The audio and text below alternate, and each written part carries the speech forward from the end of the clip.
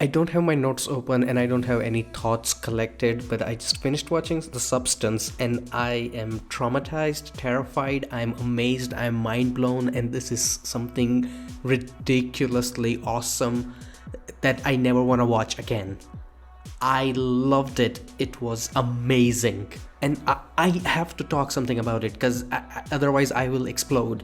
So basically, the plot of the movie is that there is an Hollywood actress, right? That she is unhappy with how she is getting old and she's not getting the attention that she wants. And then she figures out a way to create a clone of herself that is a younger and better version of her, but they're kind of connected with each other. And that sequence alone is like a good idea that what you are in for, and you think that, oh, this is gonna be pretty messed up, but then you're still not prepared for how messed up it's gonna get. And it's not even that the movie is just shocking or gory or it is just well shot. The writing behind it, the themes it explores, the parts of society that it criticizes is also very well done. And the fact that all of this is put together in such a brilliant way is wow. I'm happy today that I like watching movies and this is what I watched. I think after Blade Runner 2049, this is the first time I have seen a movie use practical effects and visual effects with such a smooth blending. Any kind of effect you see, whether it's digital or it's real, it is breathtakingly perfect. There is little bit of wonkiness in couple of visual effects at the end, but that is just me nitpicking and pushing it. The art direction, the set design, everything is so intentional. The way characters are framed, the way colors are picked for the background for whatever the characters are wearing. And not only that, but there is a person specific editing and camera work. So when you have this creepy executive, you have a lot of close-ups and fast cuts and makes you feel disgusted. But when it is the younger beautiful version of the actress, it is more objectified, but in a more filmmaking way and not a cheap way.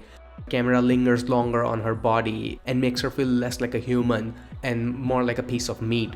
And all of it is paired with such a disturbing music. And the music is not just good in important scenes or whenever it is disturbing or when it is going over the top, but it even during the more simpler scenes, whenever the music is used, it is done with so much care. Not only that, but it is very unusual choice for a art house body horror movie because it is more in tune with something futuristic and cyberpunk, but it is molded in a way that it works perfectly with this movie.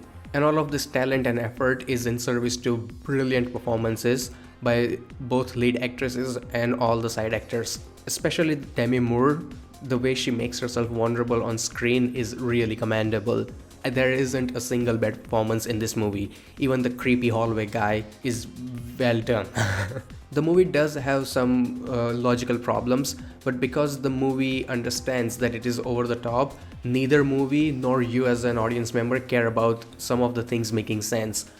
Because the movie is trying to make a completely different point and movie is interested in exploring that and not trying to make everything make sense logically. And I know the movie is popular because of all the shock value of it, but underneath it, it has so much substance, which I'm sorry, I can't help myself with this pun. The commentary it makes on self-loathing, on addiction, on not being able to let go, on the objectification of women in media, everything is put together with very careful intention. God, I need to catch a breath because I'm quite riled up by the ending of the movie. It is that intense. And at times you realize, how when you're in a good mood and you do something for yourself and then you walk all over it when you're not feeling well. And this idea of letting your emotions control your life and getting this short-term gratification, not being able to accept what reality is, even though it is presented in such a messed up way, you still find it strangely relatable. And the way movie makes you feel disturbed and uncomfortable, it relies so much on good sound editing and video editing, especially the video. Oh man, the video editing. I think this is one of the finest edited movie I have seen in a while. The way it switches from fast cuts to normal cuts to slow cuts to fast cuts, paired that with really messed up camera angles and sound design, you are in for a ride. As I said, I loved this movie, but I don't want to watch it again because of the constant anxiety I felt throughout the movie, even when there is nothing that much intense going on. From the beginning, the movie does not pull back any punches. It grabs you by the collar, it wants your attention, and it keeps you hooked until the credits roll. I mean, there's a scene of just Demi Moore putting on makeup and then removing it. I mean, technically, there isn't even anything gory or messed up going on, but the way she has acted it, the way it is framed and put together, it made me clench my teeth. Actually, for the last 20 minutes of the movie, I was just constantly like covering my eyes with hands from time to time because it became too much. And my face was in this frozen, scowling expression for the last 20 minutes, and my butt cheeks were clenched. Oh, God, that finale is Lord. So yeah, at the end I do understand why Substance got so much hype and why the movie was so successful. It deserves every single ounce of it. And this is also a good example of that any art house movie, especially dealing with horror, doesn't necessarily need to be very slow burn or very boring with unnecessary length to it just for the sake of being artistic. This movie is non-stop action. I did not feel bored even for a second. To be honest, at sometimes I wished I was a little bit bored or they gave me a chance to take a breath, but nope. The movie does not give a damn. It has a message that it wants to deliver in a particular way, and it does it. At the end, I think this is one of the best movies I have seen in a while, and I highly recommend it.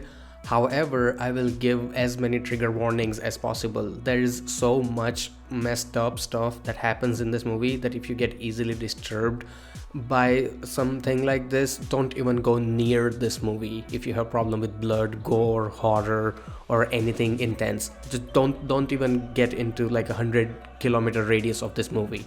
I mean, just to give you an idea, I was taking some notes while watching the movie just so that I can talk about it afterwards. And in my notes, you can see that last note was around the makeup scene.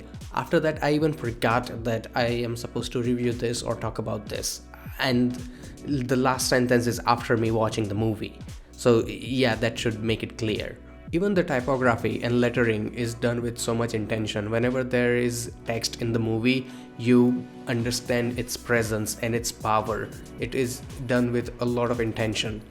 And if you are someone who likes to pay a lot of attention while watching the movie, it will give you a lot of material to chew on. The movie puts a lot of effort in exploring this identity crisis we can have because of our body.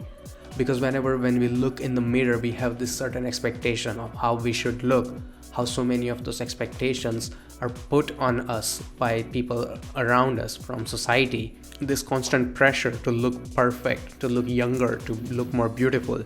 I mean, of course, it is a topic that has been discussed to death, but the way this movie explores it in such an extreme and messed up way that it forces you to rethink this entire topic in a particular way. And I know I said it already, but I want to mention it again. The practical effects and special effects in this movie, oh my lord, they are like a dream come true. You have all the campiness of like 80s and 90s movie, but then you also have realism and groundedness of 2024, and that blend, oh my god, I wow, that was awesome. And the best part is that the ending is satisfying. Like, the problem with a lot of art house movies and some of the creative horror movies is that it has open ending up for interpretation and whatnot, which is fine, but I love when a movie like this has a clear ending. It knows what it wants to tell you and it just tells it with confidence.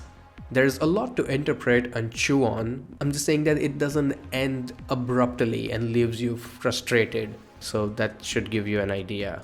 So yeah, I really had an amazing time riding this roller coaster of a movie, and I hope you also have a good time watching it. So till then, goodbye, take care, and have some fun with fiction.